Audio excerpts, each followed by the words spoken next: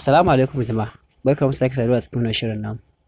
Ku danna subscribe domin samun sabon shirye-shiryen mu cikin sauƙi. Sannan ku danna ƙararrawar sanarwa domin sanar da ku da zarar mun ɗora.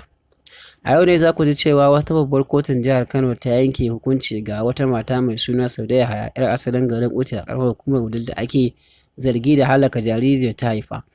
Ana zargin Saude Yahaya da samun juna biyu daga wani bazawarinta a lokacin da yake zuwa zance a soron gidansu.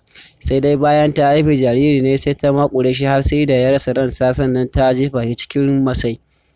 A zaman kotun na yau Juma'a mai shari'a A.T. Badamasi ya yanke wa Saude Yahaya hukuncin ɗaurin shekaru 3 ko kuma biyan taron naira 50,000. Ku danna subscribe domin samun sabon shirye-shiryen mu cikin sauki.